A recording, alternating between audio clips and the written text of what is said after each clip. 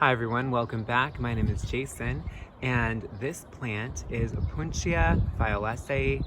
I believe it's the variety known as Santa Rita. This is native to the Sonoran Desert, and it's a pretty cool plant. As you can see, it has these pads with these, these. It has these big needles, so beware. Don't be careful when you are near this plant or touch this plant. But it's making these most beautiful flowers right now, and as you can see, there's just all these little buds for more flowers to come. This plant grows up to 3 to 4 feet tall and 4 to 5 feet wide. So this is a very smaller one right now. It's being grown in a container.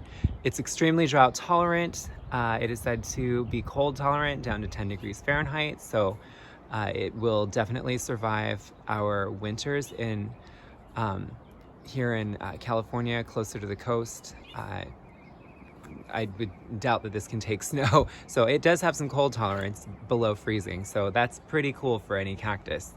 But yeah, it's just these flowers are just gorgeous. It's very drought tolerant, great for rockscaping, drought tolerant gardens. It wants well-draining soil, so I'd use a cactus succulent soil if you're growing this in a container. If you're growing it in the ground, really amend the soil where you plant it so that it has good drainage, or plant it on like a little slope so that the water can drain away from it.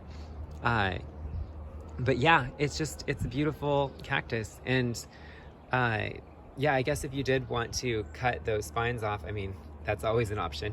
It's a lot of work. It might take some time, but yeah, otherwise, I mean, they're actually pretty. They really add to the texture and the feel of this. Well, hopefully not feel, like don't touch it, but it really adds to the texture visually of this plant. It's so beautiful. But yeah, so this is deer resistant, obviously, and I want to say it's gopher resistant. I'm not really sure. I think so, because I have a different variety of Opuntia where I live, and the gophers seem to leave it alone. But anyways, this one, the color, I mean, you just can't beat that. Purple, green, yellow, orange. I mean, it's beautiful. And this will bloom late spring right now, May to June.